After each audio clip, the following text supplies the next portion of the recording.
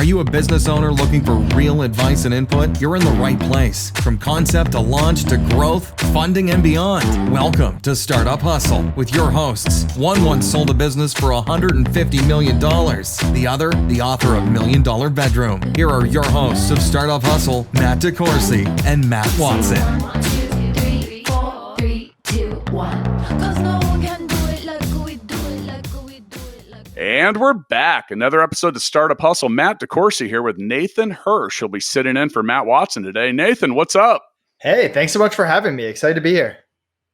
Yeah, I'm looking forward to talking all about what we're going to talk about today. Before we get too far into that, today's episode of Startup Hustle is brought to you by Fullscale.io, helping you build a software team quickly and affordably. And I brought an expert in to talk about building remote teams. So as you know, if for those of you that listen regularly, Fullscale specializes in development help. We do not do anything related to virtual assistants. And that is a commonly asked question. I do get that question a lot. So I thought I would bring in an expert. So with us today, I've got the co-founder of Outsource School, and you can go to outsourceschool.com if you want to learn more about what Nathan's up to. Nathan has a very extensive background in this kind of stuff. So here we are. Nathan, what's your backstory, my friend? Yeah, it's funny. My parents, growing up, they were teachers, and I always grew up with the mentality that I would go to school, get a real job, work for 30 years, retire. And they always made me get these jobs, these summer jobs. I was working 40, 50 hours a week. My friends were outside playing, and I learned so much about just business and customer service and working with people. But I also learned that I hated having a boss. And by the time I got to college, I was like, this is not for me. I don't want to graduate and get a job. So I got to start hustling. And I started off competing with my school bookstore for textbooks. I would offer people more money than the bookstore, sell them online, still make a good margin. And I eventually had lines out the door of people trying to sell me their books until my bookstore caught on and they sent me a cease and desist letter to knock it off. So that means you were doing something right. Right. And that was my first glimpse into being an entrepreneur. And at the time, I was terrified. I mean, my parents were teachers. Getting kicked out of school would have been the worst possible scenario. Wouldn't have gone over well. And I pivoted and I started selling different things on Amazon. I had sold some books there. This was 2008, 2009. So Amazon wasn't what like it is now. It was kind of a big bookstore getting into other products. And I started experimenting. I would drive to the dump and pick up products and list it. I would go online and find people that were selling products and try to drop ship them. And eventually, through a lot of failure, I came across baby products. And if you can imagine me as a 20-year-old single college guy with more hair selling baby products on Amazon and selling a lot of baby products, we're talking millions of dollars worth. That was me. And this business was scaling fast as Amazon was scaling fast. And I had to start hiring people. I mean, I was starting to get stressed out. I was working a lot, 40, 50, 60 hours a week combined with fraternity life, school, all of that.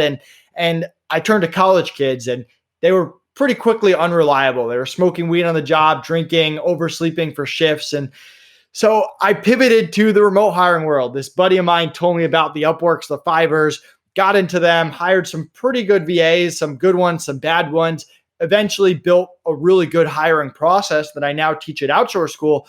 But I got sick of those marketplaces. I'm sure you did pretty quickly, kind of a big free-for-all. And I kept wanting something faster. And I kept looking for something better, something quicker. When I couldn't find it, I said, you know what, I'll build this myself. And I launched my own marketplace called FreeUp with a $5,000 investment. And we ended up scaling that, which we can talk about, and selling that, which we can also talk about, from a $5,000 investment to eventually doing $12 million a year by year 4. And that business was completely run by VAs, no office, no US employees, just me, my business partner, and 35 VAs remote in the Philippines doing all the day-to-day operations. And when that business was acquired, people started asking us if we could teach them our exact systems and processes. And that's what led us to Outsource School. So that's a short version from books to baby products to FreeUp to now Outsource School. And you know, that's an interesting parallel because Fullscale, which is just over 2 years old at this point, around that same, it wasn't always Fullscale. And I had in 2009 had gone back to school as an adult, and they were telling us, you need to outsource, you need to offshore, you need to do all this, but they didn't tell us how to do it. Right. And so I had to go figure it out, and, started similar to you. I was like, looking at some of these different marketplaces and stuff like that. And we've seen, and if you were doing it back then, that's when Upwork was still called Odesk. Odesk, yep. And, it went through some stuff, and you mentioned the term free for all, and, those marketplaces similar to that can be really good for some people, and they are not ideal for others. And some of the issues that you have there is, even though certain developers have given history, there are some concerns that can come up related to intellectual property. You don't have the ability to have any type of actionable response if you were to have a problem with, unless you have boots on the ground wherever those folks are at. And then sometimes you might have to go through several people before you find someone that's really doing the job well. And, there's a number of different reasons that kind of stuff can occur. Sometimes it's as simple as the service provider not having adequate bandwidth or a place to work and stuff like that. So similar to your story, we had started with that over the years and ended up pivoting into, saying, hey, there's got to be a better way. Like you were saying with virtual assistants. And when you hear the term, for those of you listening, if you're not aware, VA, virtual assistant, it's very common, very useful. And there's a lot of people that need online tasks performed, and, a whole lot of different stuff. And the world becomes very small when you connect it with the internet. So yeah, I went through a lot of different stuff. And I think that's some of the stuff we can talk about. And congratulations on all the success you had with FreeUp. And I love Outsource School as well, because one of the things that I run into a lot is people just say, man, how do I do this? And as I mentioned, I was in a top 10 business school in 2009, and they're saying offshore, outsource, but they literally did not tell you one thing about how to do it, had to figure it all out. So I've spent a lot of time, and in my book, $1 Million Bedroom, there's an entire chapter titled "It's Always Sunny in Cebu City," where I talk about our introduction of ourselves and getting to know people over a 10-year period in the Philippines. This has been a lot of fun, and definitely enjoyed it. So, when it comes to the problem that you were solving with VAs, what's some of the things that the users of your marketplace or outsource school are having the biggest problems with? So what were they having issues with, and why they came to FreeUp? Or why either. Like what were some of the things you've run into that people were generally confused about, or just generally didn't understand or get when it came to outsourcing or offshoring? Yeah, so I'll kind of answer in two parts. So when I built FreeUp, I tried to take everything that I didn't like about the other platforms and change them. And the four things I didn't like were the pre-vetting, the speed, the customer service, and the protection. So we vetted people before they got on the platform. We matched people up quickly where they didn't get 50 applicants over the course of 3 weeks. They got 1 or 2 in the course of 24 hours or less. Great 24/7 support in case you have even the smallest issue, and a no turnover protection. If someone quits, we cover replacement costs. Now, with that said, that's all great, but if you don't know what to do with the virtual assistant after the fact, it doesn't do you much good. And almost all the issues that you hear about with virtual assistants, a lot of times it comes down to the onboarding, and people skip that onboarding step. I like to divide up hiring into 4 parts. You've got interviewing, onboarding, training, and managing. And most entrepreneurs know you need to interview someone before you hire them. Most entrepreneurs know you need to train them on some level. And most entrepreneurs know that you need to manage them after the hire, but everyone skips that onboarding step. So what we teach people to do at Outsource School is use our SICK method, which is SICC. That stands for Schedule, Issues, Communication, and Culture. And instead of saying, hey, Jane, that was a great interview, I want to hire you at $5 an hour, let's jump into training, we say, okay, that was a great interview. I want to take you through this 40-minute process. We're going to talk about rate. We're going to talk about bonuses and raises. We're going to make sure you're good with that. We're going to go through the schedule you have with us, with your other clients, if you have them, how many total hours a week you're working, what the overlap is, what your outside commitments are. We're going to go over issues. We're going to go over personal, weather, computer, internet. We're going to make sure that how often you have those issues, what the backup plan is for each issue, and how you're supposed to communicate those issues if they happen.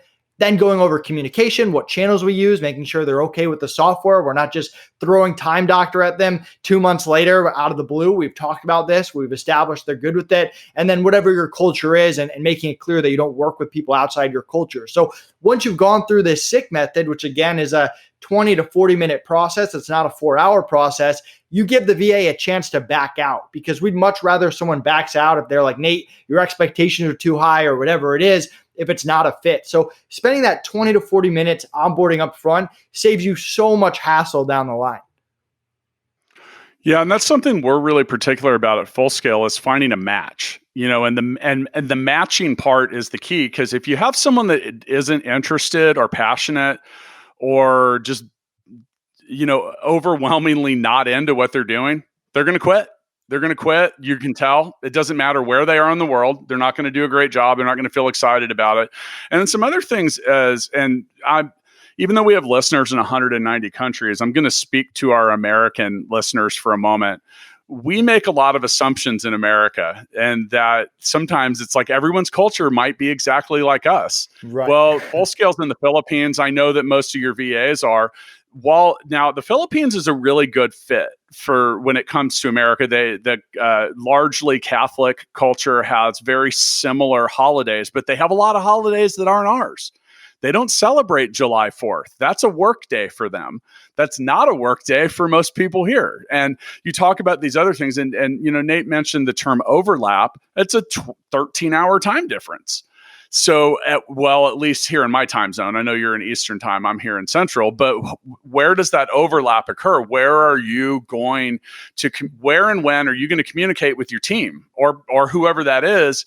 And your value can sometimes diminish if you have to somehow log online at 9 p.m. at night outside of the normal context of doing things. And these are the things that are best established up front, just like what you said. What are you going to do? What's the responsibility? What's the level of commitment? What do you need to do to win? And whether you're hiring an outsourced person or someone to come work with you every day, these are all good things to talk about up front. And you mentioned almost wanting to scare someone off a little bit. And I don't know if that's the right term, but hey, I want you to know what you're getting into. And I love the fact that you do similar to what we do, as if they wash or take off, if it's not a good fit right away, like we give someone 2-week guarantee. We refer to it as an 80-hour interview. So if you realize someone isn't a good fit for you, we want long-term placements, and that involves two different parties, not just one saying, hey, do this. So yeah, and I like the SICC comparison. We have a similar onboarding process. You have to give people the tools, the definition, and explain to them what winning is. Don't just assume that they're mind readers and figure it out on their own. Is that fair? Definitely. And so we like to do all of our onboarding and interview via Slack for a lot of reasons. I mean, people in the Philippines tend to be shy on video. We communicate mostly through Slack, so we want to interview them in the same way that we normally talk to them. Plus, it lets you have screenshots and a record of the conversation. So if they say, hey, don't worry, I have another computer in my house. If my computer breaks, it's going to be okay. And then a week later, their computer breaks and they can't work for a week. You can go back and show them a screenshot and say, hey, we talked about this. What happened? And you're not relying on some phone call you had weeks or months ago. So it allows you to keep them accountable and keep everything in writing, which I'm a big proponent of as well. Now, at FreeUp, were your service providers, were they contractors or your employees?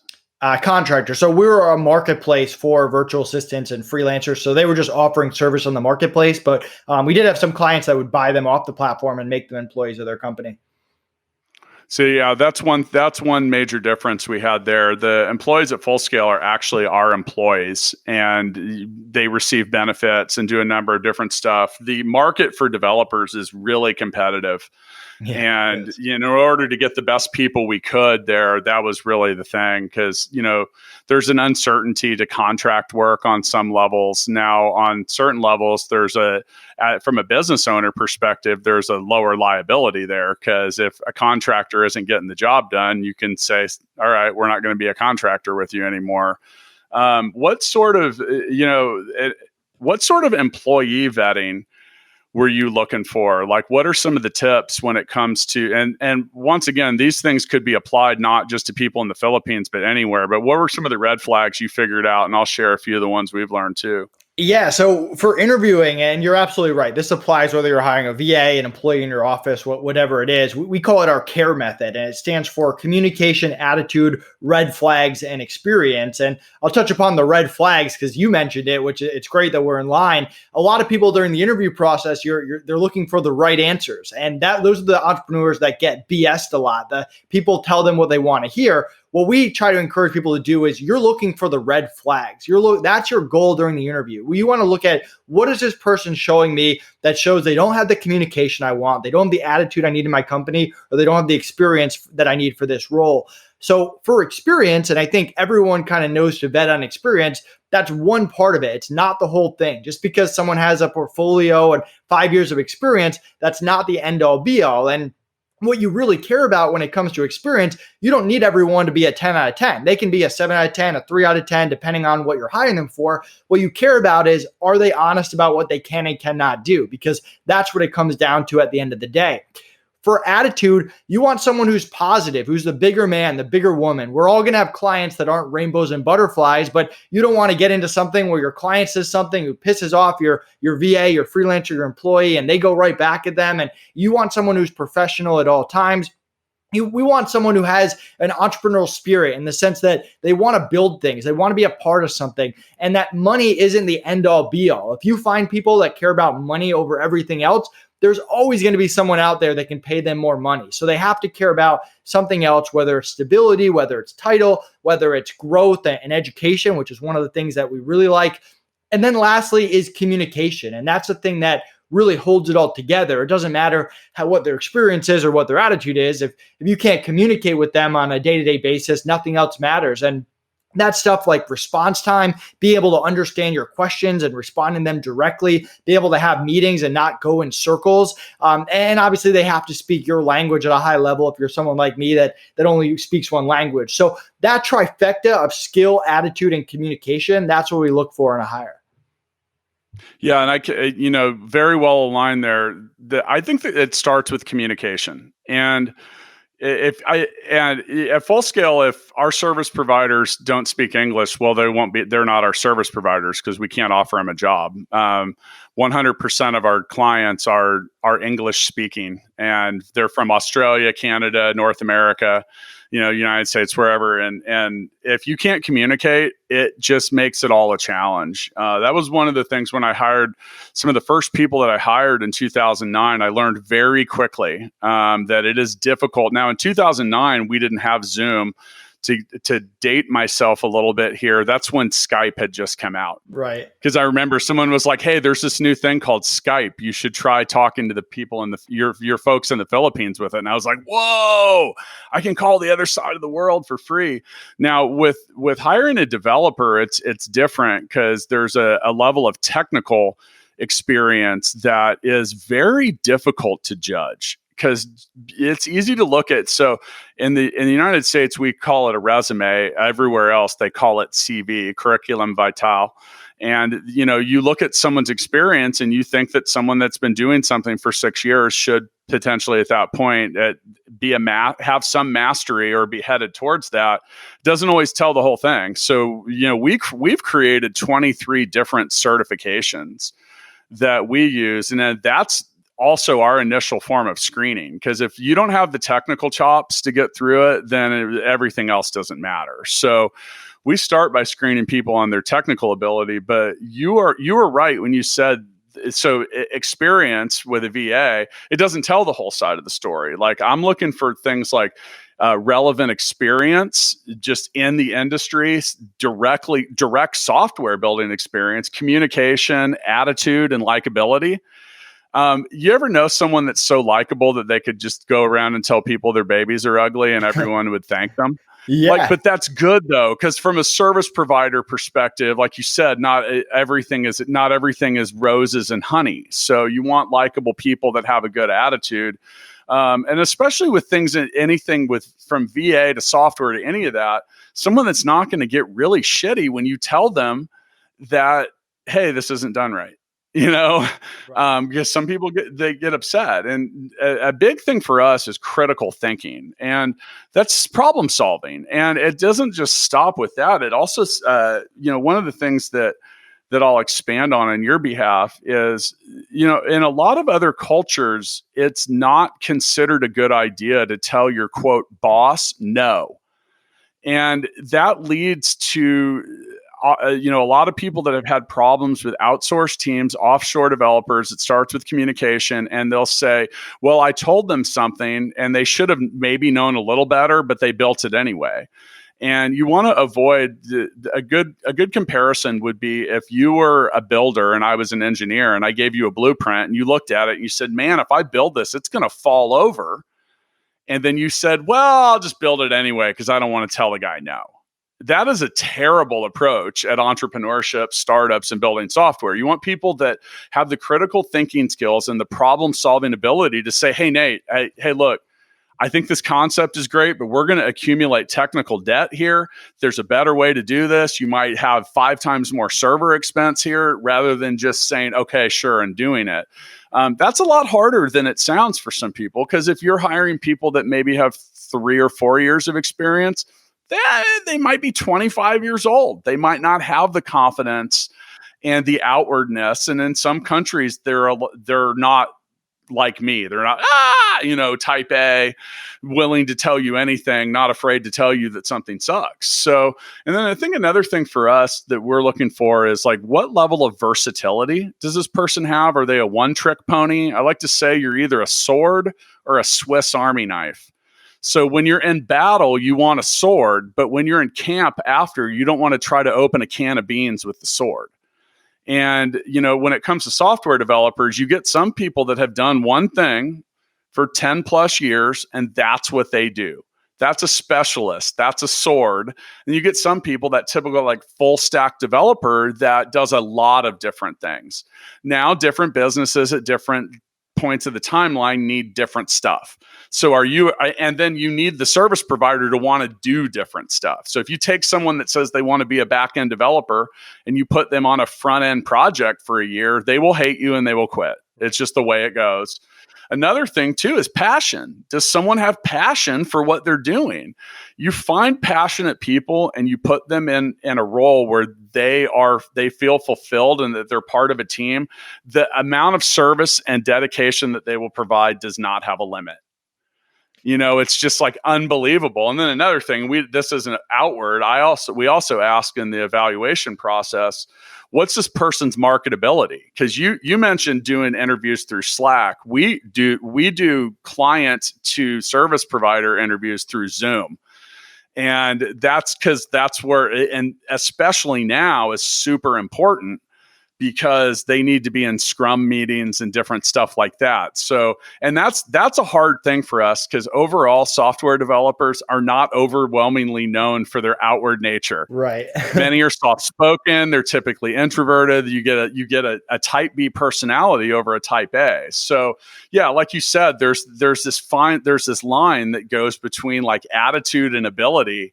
And the one thing you can control is your attitude, but some people don't have it. So what do we leave off there? I felt like it was a pretty comprehensive list between the two of us. No, you're absolutely right. I mean, you added some great points. I mean, I'll go to I'm talking about VAs, you're talking about developers, but with a virtual assistant, I'll let her know. I'll be like, hey, I want you to assume I have a million things going on. I also want you to know that I'm human. I make mistakes too. If I tell you to do something and it's not right, or you think there's a red flag or it's already been done, like, speak up. Don't just say yes, Nate, because I'm the boss. Like, we're on the same side here. And some people are shy, and you have to remind them that a few times and get them a little bit more comfortable. And I mean, the Zoom meetings, I agree. And there's no right or wrong here. There's no 100% way to do an interview. But one of the reasons we don't do Zoom interviews is Chicky Ann, who is one of the best hires we've ever made. I'm the godfather of one of her kids. She's a VA in the Philippines. She's terrible on camera. If I had done a video interview with her, I never would have hired her. So, it's not across the board, because you can't put everyone in a country in one category. But again, they can be shy, and I can see how that could be a little difficult. Yeah, part of how we're dealing with that on a different level is, we've already vetted a client and brought them in, and it's just important to us that our clients be at where we need them to be as our employees. Part of that is we look at everyone that works at Full Scale. This is like an extended family member, and we want people that are going to treat our team members. We go to great lengths. Like, we only hire the top. If you're not in the top 20% of what you do, you don't have a shot at getting a job at our company. And it's difficult to find people. That means we got to go. We have to talk to 100 people to maybe find 10 to 20 potential people, and it doesn't even mean they want to come work for us. So if we end up with clients that are running people down, running them out the door or whatever, and we've actually discontinued our relationship with a couple different clients over the last couple of years for that reason. So yeah, I mean, that's pretty important. I think people need to understand that you got to have, it's a two-way street. So I love the onboarding part of what you're dealing with too. And some of the thing, I'm going to go back to that for a second. So you talk about dealing with internet and power issues. Now, part of, at Full Scale, we're in Cebu City and we're in an IT park, and we're there because we know we can get fiber bandwidth and we always have power. Now, once again, back to assuming that the power's always on, because where I live, it is. That's not the case. In a lot of countries like the Philippines, they have brownouts similar to what will occur in California in the summer when everyone has their AC on. So that's one of the things, dealing with stability and also the proper communication channels. Like, how do you get around to doing that? We provide everyone with a Slack account, but it's amazing that so many people aren't used to that kind of communication. Do you do anything past that? Or is it pretty much just like instant message type stuff? So we set up 3 communication channels: email, Slack, and WhatsApp or Viber. In the Philippines, they prefer Viber, but in other places, WhatsApp. Yeah. And so email is for responses within a business day. Slack is for all day-to-day communication. When you're working, you're on Slack. We run meetings on Slack, interviews on Slack, one-on-one performance reviews on Slack. And Viber and WhatsApp is for emergencies. And with FreeUp, we had a dev team who built the entire platform. And the example I always give is everyone has to have Viber on their phone at all times. If it's the weekend and our software crashes, I need to be able to Viber our developer. I can't shoot them a Viber message and get a message back saying, hey, this person no longer has Viber on their phone. They're not going to check their email or Slack until Monday. So I need to be able to get a hold of them within reason. And so part of it is setting up multiple communication channels. And I've seen every issue as you had. I have someone who hired a developer at FreeUp, and they were running into issues. And I said, how are you communicating with the developer? And they said, oh, we've only been doing emails back and forth. I said, all right, well, that's a terrible way to communicate. You have to set up some Slack meetings or some kind of day-to-day type of meetings. But setting up the 3 channels or whatever channels you use, making it clear to them what each channel is for. And then sometimes you have to do some early correcting, because I might get a Viber message at 9 p.m. at night over something not urgent, not important. And I'll say, hey, you could have just emailed that to me. You should have get Slack me, or vice versa. They Slack me over the weekend over something urgent, and I'll respond saying, hey, you should have Vibered me. Like that was something I need to know. So establishing what your communication channels are, having multiple ones, and correcting it up front is very key. Yeah, and I think in an extension to that as well is defining, like you said, what are priorities, who are points of contact given certain this or that. And you think about it from a service provider side, and this is one of the things I had an issue with early, is if the communication sucks, you can end up you can go from being really efficient with virtual help to being remarkably inefficient. Because if you're working on opposing time zones and someone's stuck there twiddling their thumbs waiting for something, they might miss a whole day waiting for you to show up and give them work. So one of the things that I've done is I always make sure to assign A, B, and C tasks, just like that good old Franklin Templeton or Franklin Covey or whatever that planner was. Like, don't ever do a B task while an A task exists. And if you do a little bit of that, you'll find a level of productivity if you're working on different time zones. I say that because once again, if your value can melt away if you have to get up in the middle of the night to talk to the people that work with you. Now, in regards to that overlap, one of the things we do is all of our shifts. So we have 3 shifts. We have one that will overlap with a couple hours in the morning here, one that overlaps in a couple hours in the afternoon. And then there's a graveyard shift over here, over there, that overlaps with most of the day here. How did you guys handle that? And what's your input on the overlap in general? Yeah, we did very similar. Everything's different. I mean, take customer service, for example. We had some people that were 9 to 5, and we had other people that were overlapped. They might work midnight until 8 a.m. Customer service ran 24/7. So we kind of had the ability to make it staggered, where some people were overlapped on US times or not overlapped. But then you get something like my assistant now, who she works 40 hours a week. She works in the morning from 7 a.m. to noon. And then the rest of her hours for that day are flexible. So she can come in at whenever she wants. As long as stuff gets done, that's fine. I know I have her for 4 hours a day or whatever, and that works out perfect. And then other stuff, once you get into like graphic designers and video editors, I don't care when they work. Everything has a due date, a due time. And as long as they hit it, I'm good with it. So it really depends on what the job is, what the role is. Yeah, most of our employees, the most popular shift is from 3 p.m. to midnight there, which overlaps in Central Time. It gives you till around 11 a.m. Now, they don't do daylight savings time. Right. So we do have a little flex here and there. And that's back to that culture thing. You just talk about some different stuff. And now, in regards to the communication, one of the things that and I had worked for a Japanese company before I started doing any of this, but I learned when dealing with Asian culture that there was a level of formality and approach that was a little different.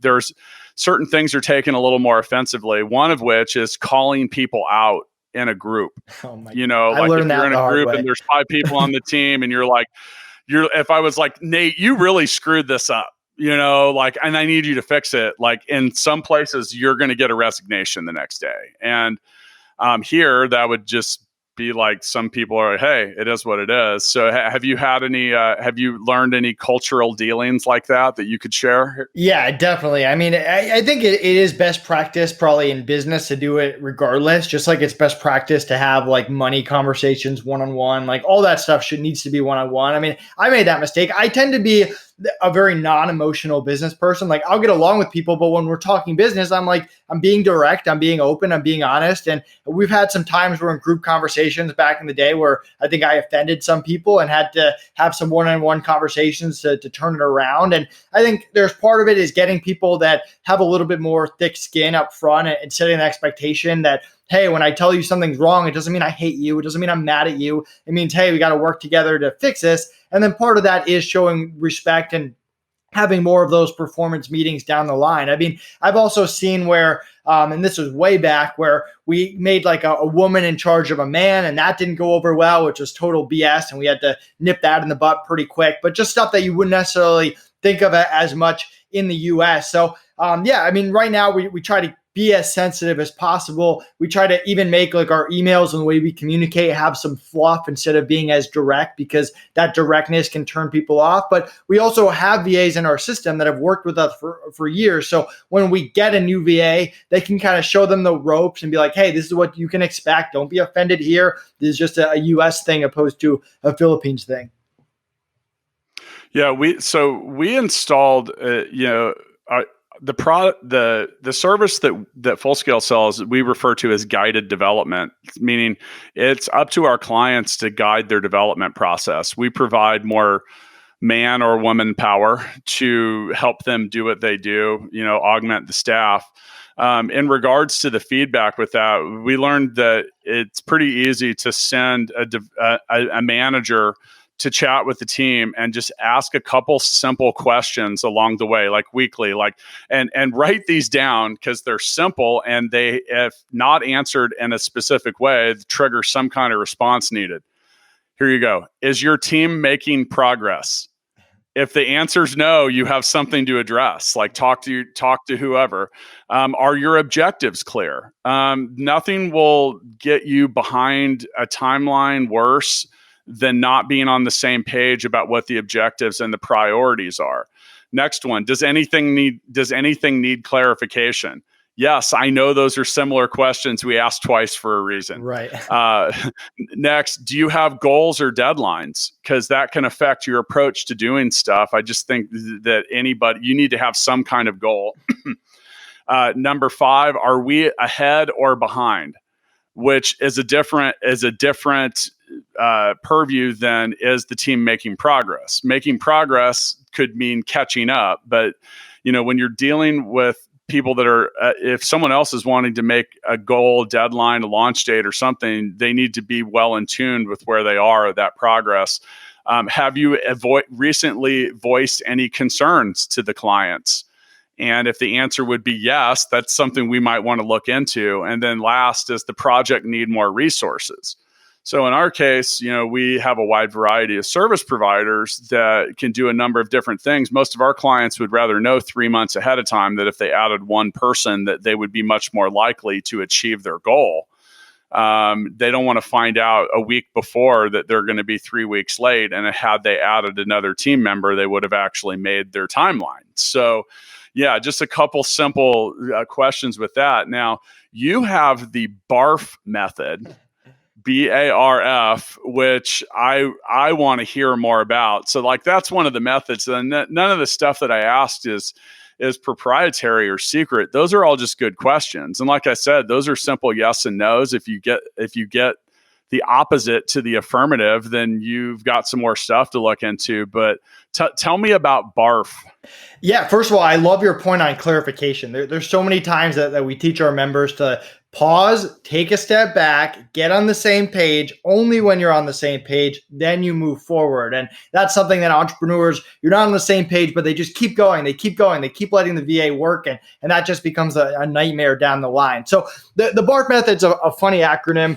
We kind of wish it spelled something different, but we couldn't come up with anything else. But it's all about reducing turnover. So I mentioned at the beginning, there's always going to be another client out there that can pay more money than you can. That's just a fact. And if you focus just on competing on money, you're going to struggle to retain people. And turnover absolutely crushes small businesses. Turnover with developers crushes small businesses, turnovers with virtual assistants. So it's all about how do you reduce turnover? And we actually got this directly from our internal team. We got this from VAs and freelancers on our platform. We used to have group chats with all these VAs and we'd say, hey, what do you look for in a client? Who's your favorite client? And in our mind, we're thinking that it all comes down to who pays the most.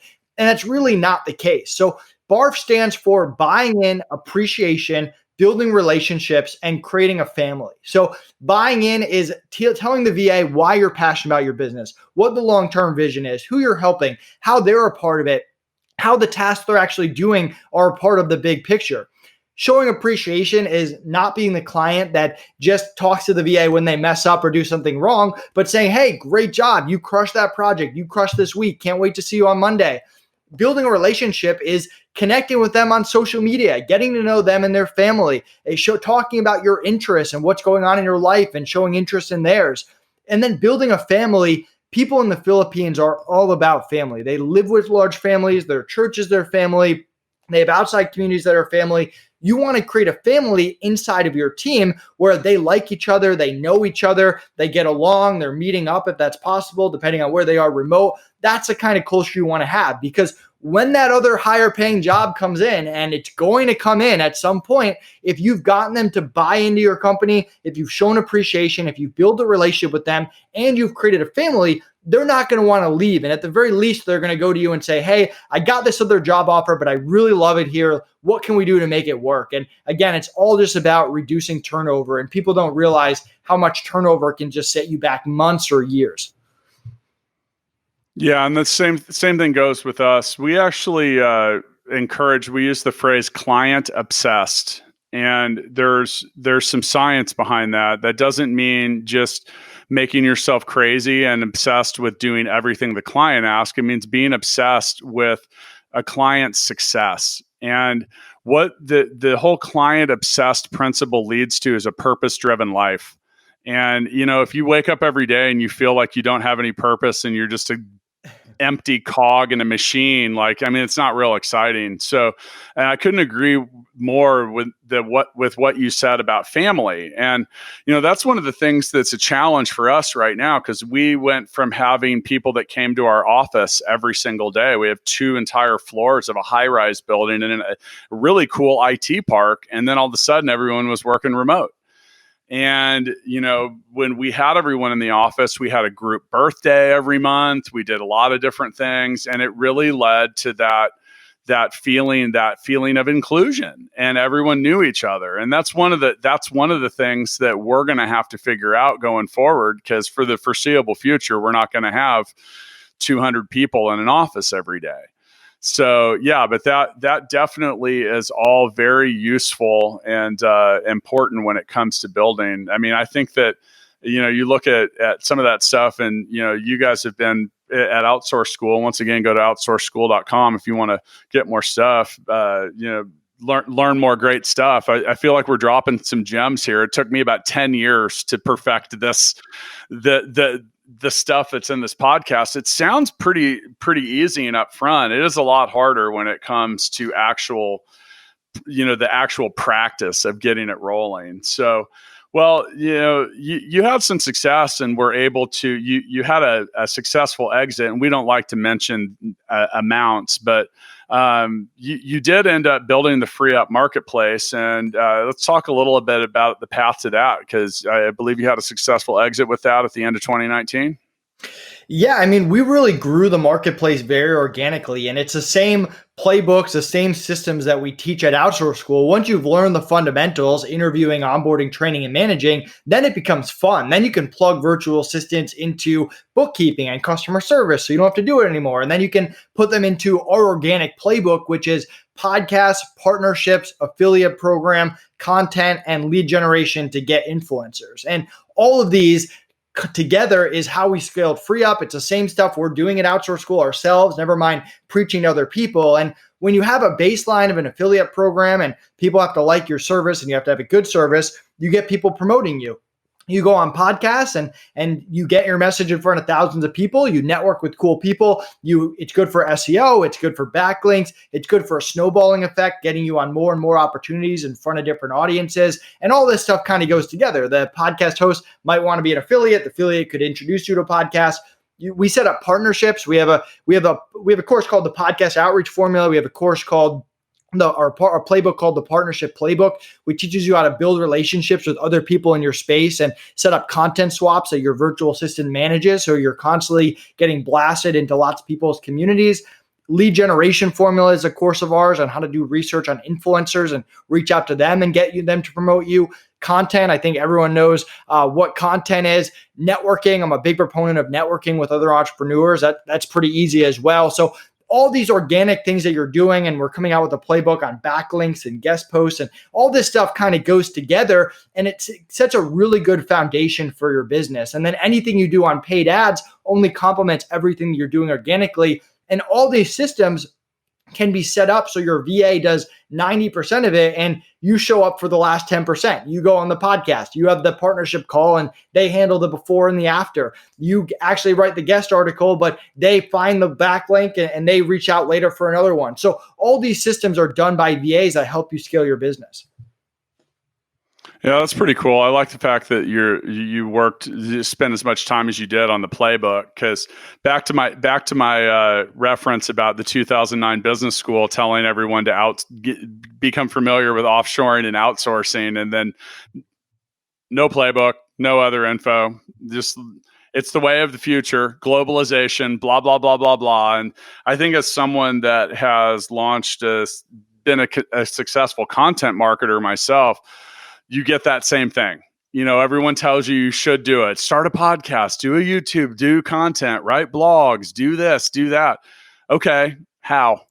And there's a million websites with a million tips, which then after you go and look, give you basically a million reasons not to do it, because you might just be confused about what actually works.